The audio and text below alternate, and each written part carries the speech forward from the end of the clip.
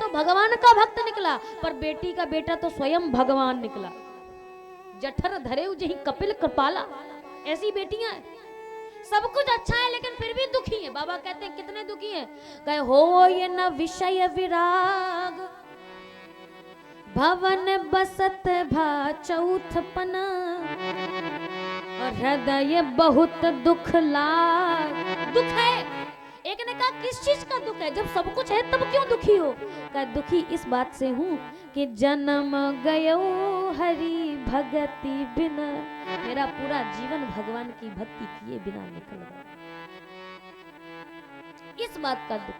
भगवान शंकर के पास भी सब कुछ है, लेकिन यदि आपके जीवन में भी आपके पास सब हो, फिर भी अगर केवल भगवान को लेकर दुखी हो कि मेरे पास भगवान नहीं है, मेरे पास भगवान की भक्ति नहीं है, उनकी कृपा नहीं है, और अगर ये सोच सोच के दुखी हो तो समझ जाना आपसे बड़ा कोई बड़भागी नहीं है संसार में।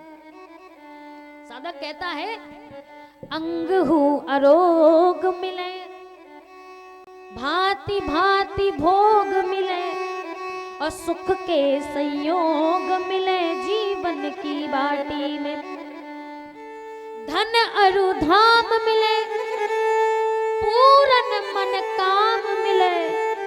जो प्रार्थना करो वो मिल जाए, पर फिर भी सब कुछ मिले, पर राम ना मिले तो सब काम मिले माटी में। राम ना मिले तो सब काम मिले माटी। सब कुछ मिल जाए, पर अगर भगवान न मिले तो फिर समझ लेना कि हमारा जीवन व्यर्थ है। और इसीलिए इस जीवन को सार्थक बनाने का यदि कोई काम है, तभी तो संत जन गाकर कहते हैं ना कि ये जीवन अनमोल रे, माटी में मत घोल रे, अब की मिला है फिर न मिलेगा, कभी नहीं कभी नहीं कभी नहीं रे। ये जीवन अनमोल रे, माटी में मत घोल रे, अब की मिला है फिर न मिलेगा, कभी नहीं कभी नहीं कभी नहीं। ये जीवन सभी गाइए बड़े भाव के साथ, जय हो। माटी में मत घोल रे, अब की मिला है फिर न मिलेगा, कभी नहीं कभी नहीं कभी नहीं रे। ये जीवन अनमोल रे, माटी में मत घोल रे, अब की मिला है फिर न मिलेगा, कभी नहीं कभी नहीं कभी नहीं रे। ओ अब की मिला है फिर न मिलेगा, कभी नहीं कभी नहीं कभी नहीं रे। अब की मिला है फिर न मिलेगा, कभी नहीं कभी नहीं कभी नहीं रे। अब की मिला है फिर न मिलेगा, कभी नहीं कभी नहीं कभी नहीं रे। अब की मिला मिला है फिर न मिलेगा, कभी नहीं कभी नहीं कभी नहीं। इतने जतन करके पाए हो, इसे पता है, इसकी कीमत नहीं समझते हम आप अभी 84 लाख योनियों में चक्कर लगाने के बाद ये शरीर मिलता है, ये मनुष्य तन मिलता है। काकभूषण जी से गरुड़ जी ने प्रश्न किया कि ये बताओ संसार में सबसे उत्तम शरीर कौन सा है, जबकि वो स्वयं कौवा है, स्वयं काग है। तो वो तो कह सकते थे कि भाई हमसे बड़ा अच्छा, कोई कुत्ते से पूछे कि सबसे उत्तम शरीर कौन सा, तो वो तो कहेगा हम ही है कि नहीं। किसी सरकार से पूछो कि सबसे उत्तम शरीर कौन सा, वो तो कहेगा हम ही है। कोई अपने आप से बड़ा किसी को कहेगा क्या? पर काग हो करके काकभूषण जी महाराज कहते हैं इस संसार में अगर सबसे उत्तम शरीर है तो नर समान नहीं कवने देहि, जीव चराचर जाचत ये। इस संसार में मनुष्य के समान कोई और शरीर, इतना अद्भुत शरीर है ये। क्यों, इसमें ऐसी क्या विशेषता है? का इतनी विशेषता है कि साधन धाम मोक्ष कर द्वारा, साधन धाम पाए न जेहि परलोक सवारा।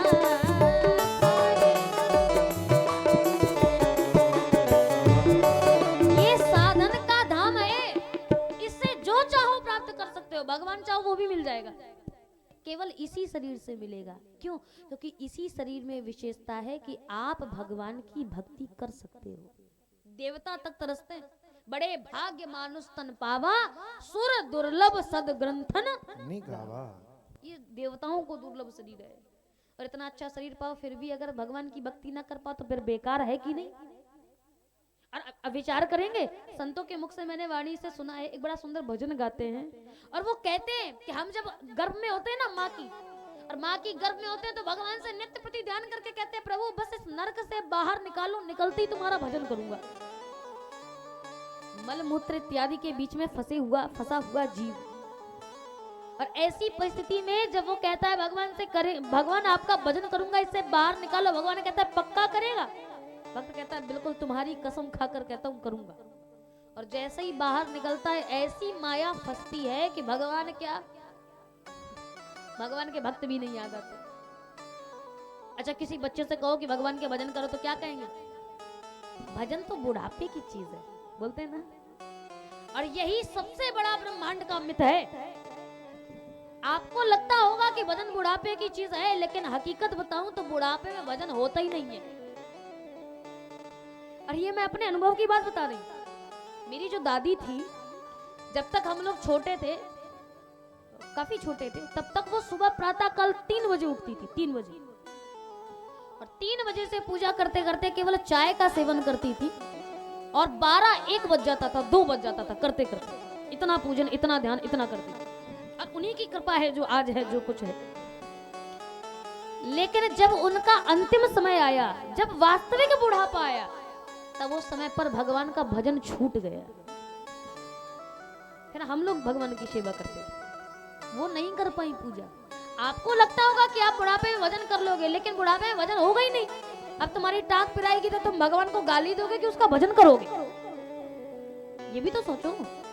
आपके हाथ में दर्द है, आपकी हड्डियों में दर्द है, तो उस समय पर भगवान को आप शब्द दोगे कि भगवान का ध्यान करोगे कि जय हो प्रभु, बड़ा बहुत बहुत धन्यवाद आपका कि आपने मुझे टांगों का दर्द दे दिया? कर पाओगे? इसलिए जब मौका मिले तो मौके से मत छूटिए। ये सत्संग का अवसर मिला है ना, इसका लाभ उठाइए। जैसे लेबर से काम लेते हो ना, 500 रुपए दिहाड़ी देते हो तो एकदम चूस लेते हो, हाँ, कि बिल्कुल 8 घंटा लग के काम करे, 1 मिनट का भी रेस्ट नहीं देते। इसी प्रकार से जब सत्संग का मौका मिले ना तो एकदम चूस लो, मौका मत दो कि एक भी क्षण मुझसे बर्बाद जाए ये सत्संग का। क्योंकि एक घड़ी आधियों में पुनियाद, तुलसी संगत साधु की हरे कोटि अपराध। और आप मानो ना मानो पर मुझे इन वचनों पर पूरा विश्वास है, ऐसा होता है। अभी तो नहीं पता चलेगा, लेकिन जब मरोगे ना तब भगवान से गर्व से बोलोगे कि भगवान मैंने जिंदगी भर तुम्हारा नाम लिया है। और अगर भगवान के नाम लेने से क्या होता है? पाप तो किया है, तो भगवान से कह देना अच्छा तुम्हारे ही शास्त्रों में तो लिखा है कि व्यक्ति कितना भी पाप करे, लेकिन अगर तुम्हारा नाम ले लेगा तो फिर पापों से भी मुक्ति। अब इसके बाद क्या बोलेंगे भगवान? भगवान को कहने का मौका मत दीजिए, ये सत्संग का लाभ उठाइए। और इसीलिए भगवान शंकर कहते हैं सब कुछ तो है, लेकिन अगर राम नहीं है तो फिर मैं सुखी रह सकता। जिंदगी में जिंदगी का राज पाना चाहिए, जिंदगी में जिंदगी को मुस्कुराना चाहिए, और जिंदगी में जिंदगी की शर्त अगर पूरी न हो तो जिंदगी को जिंदगी से रूठ जाना, अरे मर जाए तो ज्यादा अच्छा है। इससे कम से कम जो वादा करके आए हैं, जो भगवान से कह के आए हैं कि हम भजन करेंगे तुमको पाएंगे। आपको पता है बच्चा उल्टा क्यों पैदा होता है? पैर ऊपर होते हैं, सर नीचे होता है, हाँ होता है कि नहीं? ऐसे क्यों पैदा होता है? क्यों? क्योंकि जन्म से ही हमको हमारी मंजिल पर पकड़ा दी जाती है। और हमारी मंजिल क्या है? भगवान कहता है तेरे पैर ऊपर इसीलिए हैं कि तुझे, तेरी चाल ऐसी होनी चाहिए कि तू भगवान तक पहुंच सके, तेरे कर्म ऐसे होने चाहिए कि तू मुझ तक पहुंच सके। और हम वहां नहीं जाकर और नीचे धंसते चले जाए। हम भगवान को नहीं पाना चाहते, हमको टेंशन ही नहीं हो, निश्चिंत होकर सो रहे हैं। माइक आवाज बढ़ाओ, ओ भैया आवाज बढ़ाओ। अच्छा एक बात बताओ, 60,000 की भैंस खो जाती है, तुरंत FIR करवाते हो कि नहीं? हमारी भैंस चली गई, भैंस छोड़ो 5,000 का बुकरा खो जाए, सुबह अगर चरने भेजो शाम को वापस ना आए, रात भर नींद नहीं आएगी, बकरा कहाँ गया? और इतना बड़ा भगवान खोया बैठा है, किसी बात की टेंशन है? एकदम निश्चिंत होकर सो, बस यही तो नहीं करना। और राम भक्त का लक्षण यही है कि उसे दिन रात इस बात की, मैं सच बताऊं, मैं जीवन की बात बताऊं, मैं कभी भगवान से ये नहीं मांगती कि मुझे गाड़ी दो, कि बंगला दो, कि मुझे नौकरी दो, कि मेरी प्रतिष्ठा ऊंची कर दो, कभी नहीं मांगती। मैं हाथ जोड़कर भगवान से बस इतना कहती हूँ कि प्रभु अगर मेरे नेत्रों से, मेरी आंखों से कभी आंसू निकले तो केवल तुम्हारे लिए निकले, इसके अलावा और किसी चीज के लिए मुझे रोना ना पड़े। जय हो। ये मांग के तो देखो, अगर तुम रो भी रहे हो तो केवल भगवान तुम्हारे लिए रोऊंगा, और किस इस माया के लिए रोना है, इस माया के लिए रो रहे हो जिसको तो बांध के भी नहीं ले जा पाओगे, केवल भोग करोगे यहीं पर, यहीं छूट जाएगा। भगवान शंकर कहते हैं मैं दुखी भी हूं तो किसके लिए, क्या इसलिए दुखी हूं कि मुझे भगवान का दर्शन नहीं है। बाबा कहते हैं हृदय विचारत जात हर के ही विधि दर्शन हो, गुप्त रूप अवतर्यो प्रभु गए जान सबको। भगवान शंकर ने हृदय में विचार किया, प्रभु मैं आपको देखना चाहता हूँ। राम जी ने कहा तो टेंशन क्या है, देख लो। शंकर जी ने कहा टेंशन यही है कि नहीं देख सकता। क्यों नहीं देख सकते, कहा मैं शंकर हूँ, और यदि भगवान शंकर ने किसी को देखा, मैं आपको देखूंगा तो देखकर प्रणाम करूंगा क्योंकि आप ब्रह्म हो, और आपको देखकर प्रणाम करूंगा तो सारा संसार जान जाएगा कि ब्रह्म ने धरती पर अवतार ले लिया। राम जी ने कहा ऐसा कैसे हो सकता है, कहा प्रभु और किसी की तो छोड़ो, लेकिन अगर रावण जान गया तो मामला ज्यादा गड़बड़ है। क्यों, क्योंकि रावण है मेरा चेला, और रावण को अच्छे से पता है कि शंकर जी किसी के सामने मस्तक नहीं झुकाते, शंकर जी किसी को प्रणाम नहीं करते, वो तो केवल अपने भगवान के सन्मुख ही नतमस्तक होते हैं। और यदि मैं आपको प्रणाम करूंगा तो रावण जान जाएगा और सावधान हो जाएगा कि ब्रह्म आ गया। गुप्त रूप अवतरे प्रभु गए जान सबको। तो राम जी ने कहा शंकर जी भूल गए हो क्या, क्या कि मुझे हर कोई नहीं जान सकता। कौन जान सकता है, राम जी कहते हैं कि मुझे केवल वही जान सकता है जिसके लिए मैं चाहूं कि ये मुझे जान जाए। बाबा कहते सोई जाने जेहि देव जनाई, सोई जाने जेहि देव जनाई, जानत तुम ही होई जाई, जानत तुम ही होई जाई। मुझे केवल वही जान सकता है जिसको मैं चाहूं कि जान जाए। तुलसीदास जी के सामने खड़े भगवान श्री राम, खड़े ना, तुलसीदास चंदन घिसत तिलक देत रघुबीर, सामने खड़े हैं, पर तुलसीदास जी नहीं जान पाए। कब जाने का, जब हनुमान जी तोता बन के बोले कि यही राम है, तब पता चला कि ये राम है। भगवान को कभी भी नहीं जान पाओगे जब तक भगवान स्वयं नहीं चाहता। और आप कह रहे हो संसार जान जाएगा, तो राम जी से शंकर जी ने कहा हाँ जान जाएगा प्रभु। भगवान शंकर से राम जी ने कहा तुम संसार की छोड़ दो, जो तुम्हारे बगल में चल रही है ना, इसी को जनवा दो कि मैं ब्रह्म हूं, मैं मान जाऊंगा। ये जो बगल में तुम्हारी पत्नी चल रही, इसको जनवा दो। शंकर जी ने कहा देख लो, चैलेंज नहीं करना मुझको, जनवा दूंगा मैं। राम जी ने कहा तो फिर जनवा के देख लो और विचार करिएगा। देखो ये है भगवान की भक्ति, और भक्ति का प्रमाण कितना अद्भुत है कि भगवान शंकर मात्र सोचते सोचते जा ही रहे, उसी दंडकारण्य में घूम रहे हैं, और बस मन में चल रहा है कि किस प्रकार से भगवान राम का दर्शन हो जाए। हृदय विचार जात हर के दर्शन होए, और भक्त के मन में लालसा आई नहीं, केवल एक दोहा है, और लालसा आई नहीं कि उसी समय पर गोस्वामी तुलसीदास जी कहते हैं कि भक्त ने मन में सोचा और भगवान ने प्रतिक्रिया कर दी। हुआ क्या, बाबा कहते हैं तेहि अवसर भंजन मही भारा, तेहि अवसर भंजन मही भारा, हरि रघुवंश लीन अवतारा, हरि रघुवंश लीन अवतारा, पिता बचन तहि राज उदासी, पिता बचन तहि राज उदासी, दंडक वन विचरत अविनाशी, दंडक वन विचरत अविनाशी। केवल दो चौपाई हैं, और दो चौपाई में भगवान ने अवतार भी ले लिया, अवतार लेकर के वहीं दंडकांड में आ गए। ये है भक्त की महिमा। भक्त अगर एक बार कुछ सोच ले भगवान उसे तुरंत पूरा करता है। जो मानस का अध्ययन करते होंगे उनको पता होगा, राम जी ने जन्म लिया, जन्म लेने के बाद विवाह हुआ, विवाह होने के बाद उनका वनवास हुआ, वनवास के बाद भगवान मैया जानकी का हरण हुआ, और हरण के बाद भगवान श्री राम दंडकारण्य में घूम रहे हैं। इतने में पूरा बालकांड, पूरा अयोध्या कांड और आधा अरण्य कांड, इतना टाइम लगा है। आधा अरण्य कांड हो गया है, तब जाकर पंचवटी में सीता का हरण हुआ है, तब भगवान रोते घूम रहे हैं। 2.5 कांड लग गए इतना होने में, और शंकर जी के मन में आया नहीं कि 2 चौपाई में निपट गए, बिल्कुल वहीं आ गए। दंडक वन विचरत अविनाशी वहीं आ गए। और इसका भाव यही है कि भक्त अगर एक बार मन में कुछ सोच लेता है तो भगवान उसे तुरंत पूरा, बशर्ते शर्त है कि हमको भक्त बनना पड़ेगा।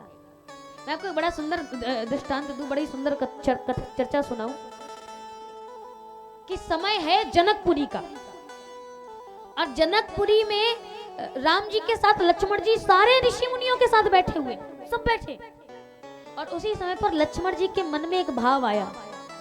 गोस्वामी तुलसीदास जी लिखते हैं कि लखन हृदय लालसा विषेकी।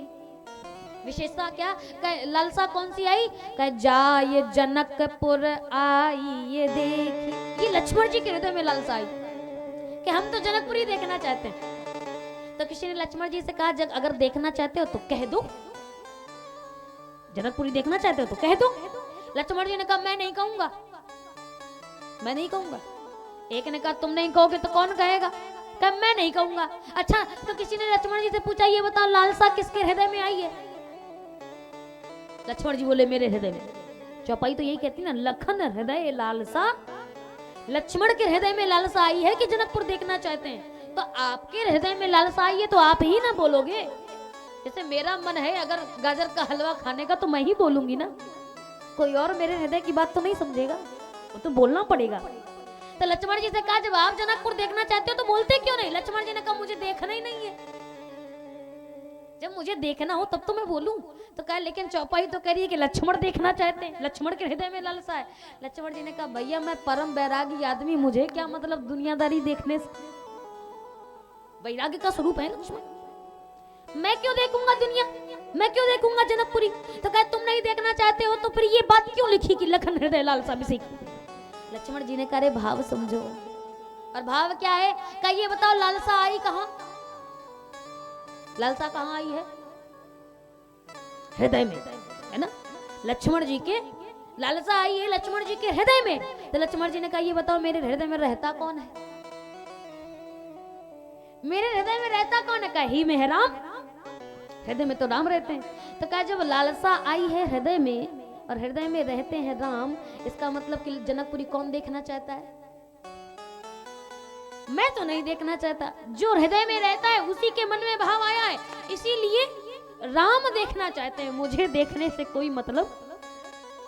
तो एक ने कहा जब समझ गए हो तो अगर राम जी के हृदय में लालसा आई है तो ये क्यों नहीं लिखा कि राम हृदय लालसा विषेकी। कहा इसलिए क्योंकि राम जी संकोची हैं और राम जी अपने मुख से नहीं बोल सकते, पर मैं तो मुंह फट हूं, मैं तो बोल सकता हूं। इसलिए राम जी ने मेरे माध्यम से ये खबर पहुंचाई कि लक्ष्मण तुम बोल दो। तो लक्ष्मण जी से किसी ने कहा जब तुम जान गए हो कि राम जी नहीं बोल सकते तो आप बोलो, आप कह दो। तो लक्ष्मण जी ने कहा नहीं कहूंगा, नहीं कहूंगा। क्यों नहीं कहोगे। कहा इसलिए कि जिसके हृदय में लालसा आई है वही कहे, मैं क्यों कहूं, मैं क्यों बीच में मुवक्किल बना घूमूं। और हकीकत बात लक्ष्मण जी ने नहीं कहा, किसने कहा, बाबा कहते हैं राम जी स्वयं कहते हैं राम अनुज मन की गति जानी भगत बछलता ही हुलसानी। और हृदय में भक्त वत्सलता आई तो हाथ जोड़कर विश्वामित्र जी से राम जी ने कहा नाथ लखनपुर देखन चाहिए, नाथ लखनपुर देखन चाहिए। प्रभु सकोच डर प्रगट न कहीं, प्रभु सकोच डर प्रगट न कहीं। ये राम जी कह रहे हैं कि लक्ष्मणपुर देखना चाहते हैं। भाव समझ रहे हैं ना कि अगर भक्त के मन में लालसा आती है भगवान उसे पहले समझ पहले ही उसको पूरा कर देता है। और इसी भाव से शंकर जी के मन में भी लालसा आई कि मैं आपका दर्शन करना चाहता हूँ। तो राम जी ने कहा फिर हम भी दंडकारण्य में, तुम भी दंडकारण्य में आ जाओ, मिल लेते हैं, कौन ज्यादा दूर है। तो शंकर जी ने कहा नहीं मिल सकते। क्यों नहीं मिल सकते? कहा सब जान जाएंगे। राम जी ने कहा कोई नहीं जानेगा, आओ। और भगवान शंकर चले तो किसी ने कहा शंकर जी के हृदय में अति क्षोभ है, अति दुख है। शंकर उर अति क्षोभ, लेकिन आश्चर्य सती न जानय मरम सोई, तुलसी दर्शन लो मन डर लोचन लालची। भगवान शंकर के हृदय में अति क्षोभ है पर सती को नहीं पता चला। एक आपको बड़ी विचित्र बात बताऊं, इस संसार में केवल 2 लोग ऐसे होते हैं जिनके सामने आप कितना भी डुप्लीकेट बन के जाओ, कितना भी बाहरी दिखावा करके जाओ, लेकिन वो आपके हृदय की बात जान जाएगा। 2 लोग ऐसे होते। कहे कौन? कहे पहली होती है माँ, है ना। बच्चा कितना अगर दुखी है और वो ये सोचे कि अरे मैं ऐसा मुंह लेकर के जाऊंगा घर तो मेरी माँ क्या सोचेगी, तो वो फेक स्माइल लेकर के घर के अंदर जाएगा, फिर भी माँ समझ जाएगी कुछ ना कुछ गड़बड़। पहली होती माँ।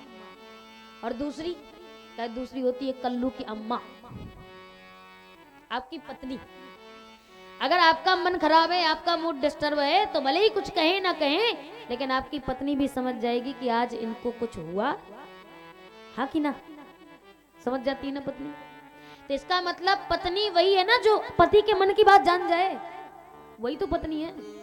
लेकिन गोस्वामी तुलसीदास जी कहते हैं विचित्र बात यह कि ये शंकर की पत्नी है और शिव जी के मन में केवल क्षोभ नहीं है, अति क्षोभ है, अति क्षोभ। हमारे आपके पेट में दर्द होता है, चेहरा बता देता है कि नहीं? चेहरे से समझ में आ जाता ना कुछ तो गड़बड़ है। लेकिन शंकर जी को अति क्षोभ है पर सती नहीं जान पा रही। तो किसी ने कहा ये कैसी सती है जो अपने पति की हालत नहीं जान पा रही। और मैं आपको बताऊं, प्यारी प्यारी हमीरपुर जिले की पत्नियों, पत्नी 3 प्रकार की होती है। अब ये तुम समझना कि तुम कौन से हो, या पति समझ लें कि हमारी वाली कौन सी है। 3 प्रकार की पत्नियां होती हैं। एक होती है सती, एक होती है परम सती, और एक होती है सती शिरोमणि। बहुत ही सुंदर। आप सभी लोग सती, परम सती, सती शिरोमणि, और कहना ही है कि इस संसार में नारी ही एक ऐसी होती है जो हर घर को चाहे तो स्वर्ग बना दे, घर को चाहे तो नरक बना दे। आप सभी लोग व्यासपीठ के माध्यम से बड़े सुंदर यह समाज सुधारक वक्तव्य श्री व्यासपीठ को श्रवण कर रहे हैं। मैं क्षमा चाहूँगा कि बड़ा ही अनवरत प्रवाह चल रहा था, लेकिन उसी मध्यस्थ आप सभी को जानकारी दे दी जाए कि जो भी भक्त यहाँ पर बाबा कम्बल वाले जी के लिए आए हैं, तो बाहर अर्जी काउंटर लगा हुआ है। पहले आपको परमात्मा को अर्जी देनी होगी, फिर उसके बाद ही आप उनसे मुलाकात कर पाएंगे, क्योंकि आप सभी लोग जानते हैं कि हम आप लोग एक आम मनुष्य हैं, और यह जो शक्ति और यह जो प्रार्थना मिलती है वह परमात्मा के द्वारा ही प्रेरित होती है। हम आप तो क्रिया करके चले जाएंगे, लेकिन परमात्मा जब तक नहीं चाहेगा तब तक कैसे अच्छा हो सकता है। तो इसीलिए जिनको भी अर्जी लगानी है, जो भी उनसे वार्तालाप या और कार्यक्रम करना चाहते हैं, वह पहले अर्जी काउंटर में अपना नाम अंकित कराएंगे, फिर उसके बाद यहाँ पर आकर के आप बड़े ही सुंदर भावों के साथ अपना अपना वक्तव्य श्रवण करें। पुनः हम श्री व्यासपीठ के माध्यम से उनको प्रणाम करते हुए आगे का कथा का क्रम हम सभी लोग उसमें आकर्षित होते हैं। श्री सीताराम। बोलिए शंकर भगवान की जय हो। तेरा पल पल बीता जाए, मुख से जप ले नमः शिवाय। तेरा पल पल बीता जाए, मुख से जप ले नमः शिवाय। तेरा पल पल बीता जाए, मुख से जप ले नमः शिवाय।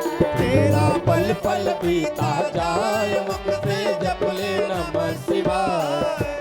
ओम नमः शिवाय बोलो, नमः शिवाय। ओम नमः शिवाय बोलो, ओम नमः शिवाय। ओम नमः शिवाय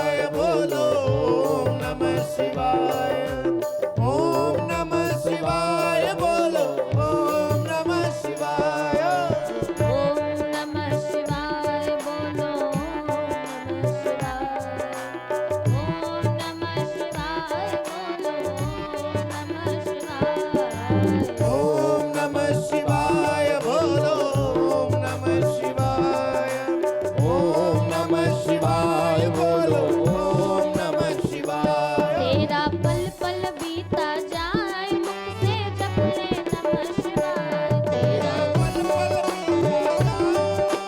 जप नमः शिवाय। तेरा पल पल बीता जाए मुख से जप ले नमः शिवाय। तेरा पल पल बीता जाए मुख से जप ले नमः शिवाय। शिव शिव तुम मुख से बोलो मन मंदिर का पर्दा खोलो।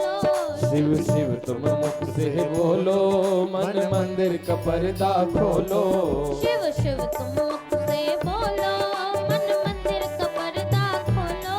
शिव शिव तुम मुख से बोलो मन मंदिर का पर्दा खोलो। ऐसा अवसर खाली न जाए मुख से जप ले नमः शिवाय। ऐसा अवसर खाली न जाए मुख से जप ले नमः शिवाय। तेरा पल पल बीता जाए मुख से जप ले नमः शिवाय। तेरा पल पल बीता जाए मुख से जप ले नमः शिवाय। ओम नमः शिवाय बोलो ओम नमः शिवाय। ओम नमः शिवाय बोलो ओम नमः शिवाय। ओम नमः शिवाय बोलो ओम नमः शिवाय। ओम नमः शिवाय बोलो ओम नमः शिवाय। तेरा पल पल बीता सभी जाए गए भगवान का, शंकर भगवान की जय हो। तेरा पल पल बीता जाए मुख से जप ले नमः शिवाय। तेरा पल पल बीता जाए मुख से जप ले नमः शिवाय। तेरा पल पल बीता जाए मुख से जप ले नमः शिवाय। बोलिए शंकर भगवान की। जय हो। तो मैं निवेदन कर रही थी, भगवान शंकर ने कहा कि भले ही हृदय में दुख है, मैया सती बगल में खड़ी है, लेकिन फिर भी भगवान शिव के दुख को समझ नहीं पा रही। एक ने कहा ऐसा कैसे हो सकता है, नाम तो सती है, और सती तो वही पत्नी हो सकती है जो अपने पति की हृदय की बात को जान जाए, जो अपने पति के हाव भाव को समझ ले। लेकिन ये कैसी पत्नी जो अपने पति के भाव नहीं समझ पा रही। तो संत जन कहते हैं पत्नी 3 प्रकार की होती है। एक होती है सती, एक परम सती और एक सती शिरोमणि। अब हम आप कंपैरिजन करें कि हम आप किस में आते हैं। सती किसे कहते हैं? क्या जिसका पति मुख से एक बार कुछ बोले और पत्नी उस काम को कर दे।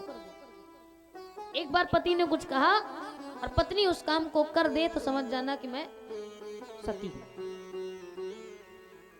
परम सती किसे कहते हैं?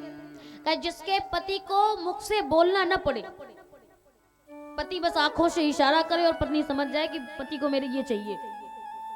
घर में 4 मेहमान आ जाए और मेहमान आकर के बैठे हुए हो, पति इशारा करे और पत्नी समझ जाए चाय नाश्ता हाजिर, समझ जाना कि मेरी पत्नी परम सती है। और सबसे उत्तम शिरोमणि में जो आती है वो है सती शिरोमणि। तो कहा सती शिरोमणि की परिभाषा क्या है? कहा सती शिरोमणि उसे कहते हैं जिसके पति को ना तो मुख से बोलना पड़े और ना ही आंखों से इशारा करना पड़े। जो पत्नी अपने पति के हृदय की बात को जान जाए उसे सती शिरोमणि, वो सती शिरोमणि है।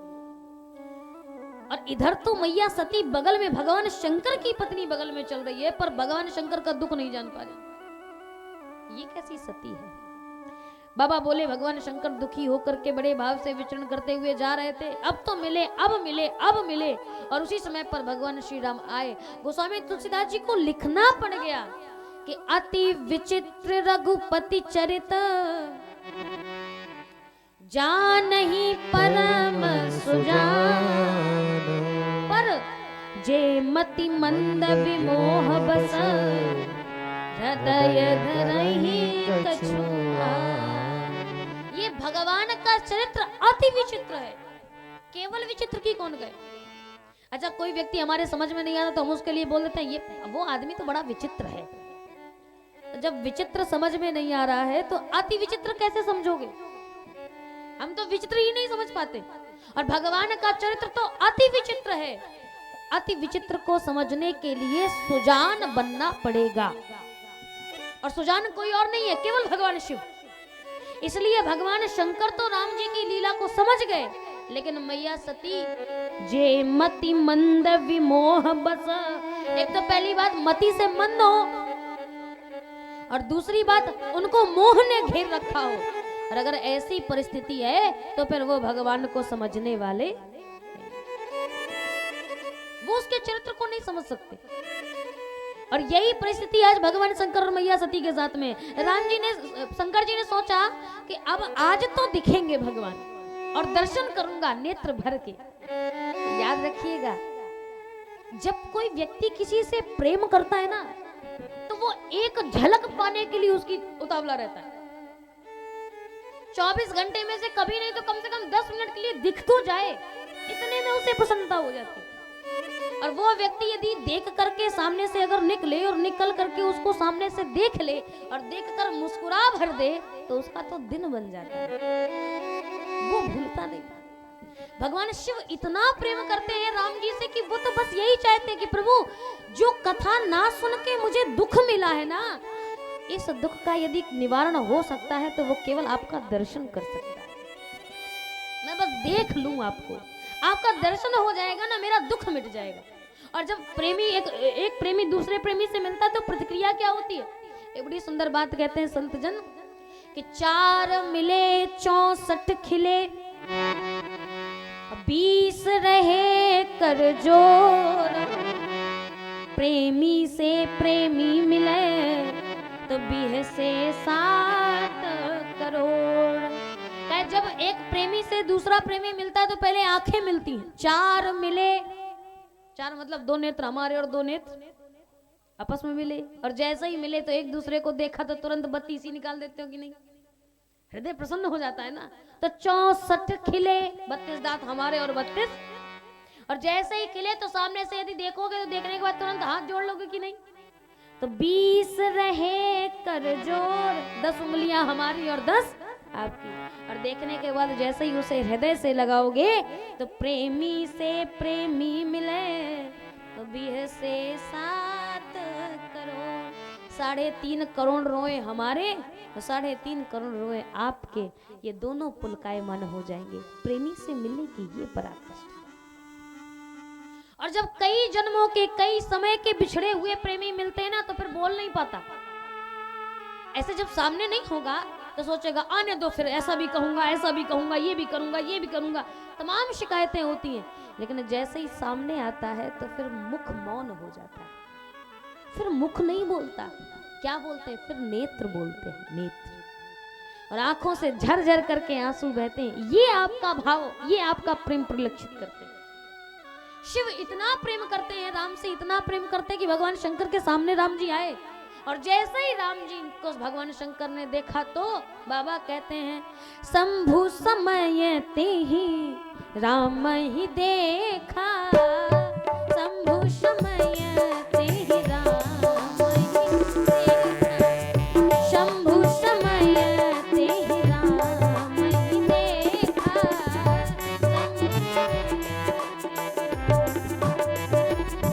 और जैसे ही राम जी को भगवान शंकर ने देखा तो उर उपजा अति हरस विषेक,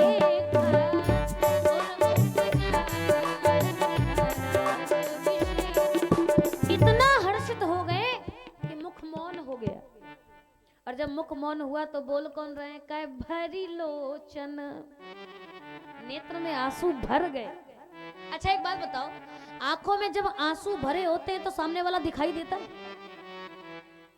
जैसे आप कोई नोटबुक पढ़ रहे हो और पढ़ते पढ़ते आपकी आंख में आंसू आ जाए तो आपको समझ में आएगा क्या लिखा है? नहीं आता ना।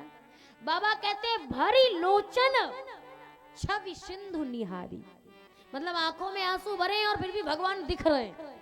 ऐसा कैसे हो सकता है भाई? जब नेत्रों में आंखों में आंसुओं का पर्दा लगा हुआ है तो सामने वाला व्यक्ति स्पष्ट कैसे दिखेगा? भगवान शंकर कहते हैं समस्या तो यही है कि राम कभी इन लोचनों से दिखता ही नहीं है, नहीं दिखता है। राम को यदि देखना है, भगवान को यदि देखना है, शिव को यदि देखना है तो वो लोचन से नहीं, वो तो विलोचन से दिखाई देता है। और लोचन और विलोचन में अंतर है। लोचन होते बाहर वाले, विलोचन होते भीतर वाले। आप बताओ अगर संसार को देखोगे तो संसार देखने के लिए ये वाली आंखें खोलनी पड़ेंगी ना, ये आंखें खोलकर देखोगे। पर भगवान देखना हो तो ये आंखें खोलोगे कि बंद करोगे? मंदिर में बैठते हो, प्रार्थना करते हो तो बंद करके करते हो कि खोल के? लोग कहते हैं कि भैया भगवान का ध्यान करो, तो क्या करते हो? बंद करते हो ना। क्यों? क्योंकि ईश्वर इन लोचनों से दृष्टिगोचर होता ही नहीं है, इन आंखों से नहीं दिखाई देता, वो तो भीतर वाले नेत्रों से दिखाई देता है। मैं को बड़ा सुंदर दृष्टांत दूं। सूरदास जी महाराज के बारे में ये किंवदंती है ना कि वो जन्मजात अंधे थे या बाद में अंधे हुए, लेकिन अंधे नेत्रहीन थे और नित्य प्रति भगवान की दर्शन वाली पंक्ति में लगते थे, नित्य लगते थे। तो लोग क्या कहते थे, ए सूरा जब तुझे दिखाई नहीं देता तो लाइन में क्यों लगता है, चल पीछे हट, पहले हमें दर्शन करने दे, हमें भगवान को देखने दे। सूरदास जी बेचारे सबसे पहले आते थे, सबसे आखिरी में दर्शन पाते थे, और आखिरी में जाए दर्शन पाए। लोग बोलते थे भैया जब तुम्हें दिखाई नहीं देता है तो दर्शन की लाइन में लगते क्यों? अरे दर्शन तो वो करे ना जिसको दिखाई दे। जब तुम देख नहीं पाते हो तो दर्शन की लाइन में क्यों लगते हो? तो सूरदास कहते हैं कि भैया मेरी आंखें फूटी हैं, मुझे नहीं दिखाई देता। बात समझ में आती है, मैं भगवान को नहीं देख सकता, लेकिन भगवान तो मुझे देख सकता है। मैं तो इसलिए पंक्ति पर लगता हूँ कि वो मुझे देख ले कि मैं भी उसका भक्त हूँ, इसलिए लगता हूँ।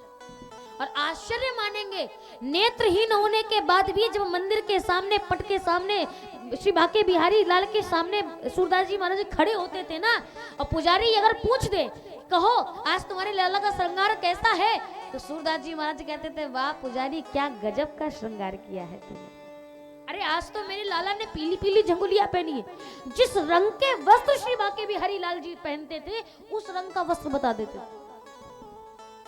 अब सोचो, जिस व्यक्ति को इन नेत्रों से दिखाई नहीं देता तो वो कैसे देख सकता है? इसका मतलब यही है कि भगवान को देखने के लिए बाहर के नहीं, उनको देखने के लिए तो भीतर के नेत्रों का खुला होना आवश्यक।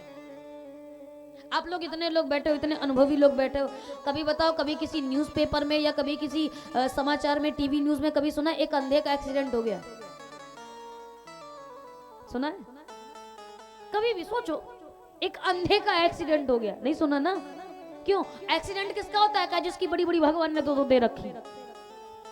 ये दो आंख वाले का होता है, लेकिन अंधे का एक्सीडेंट क्यों? क्योंकि उसकी बाहर की भले फूटी हो लेकिन उसकी भीतर की खुली हुई, और हमारी आपकी भले ही बाहर की खुली हो पर हमारी भीतर वाली फूट, और जब भीतर की फूट गई है तो फिर भगवान दिखने वाला।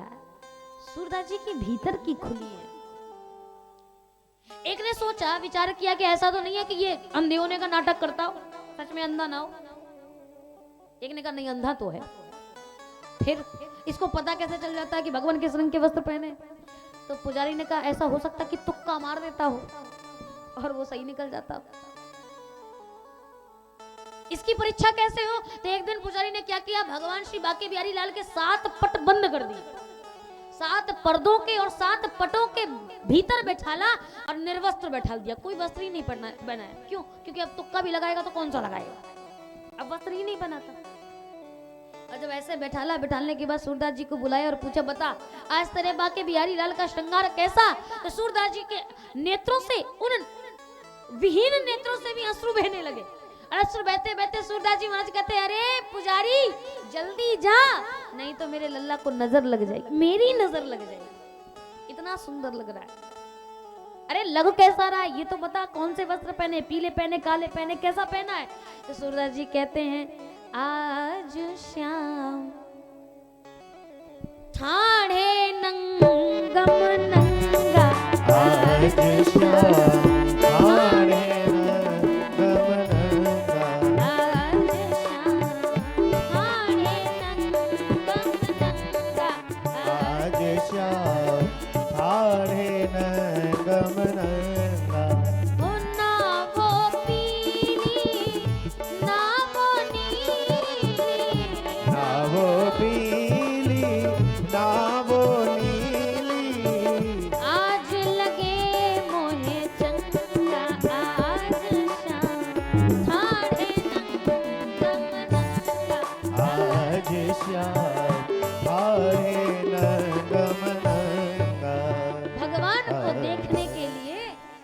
के नेत्र खुले होने आवश्यक है। तो आंखों में शंकर जी के तो लोचनों में अश्रु हैं, लेकिन विलोचन एकदम स्पष्ट है, और उन विलोचनों से भगवान श्री राम के दर्शन किए, बड़े भाव से देखा। एक प्रेमी, एक भक्त जब भगवान को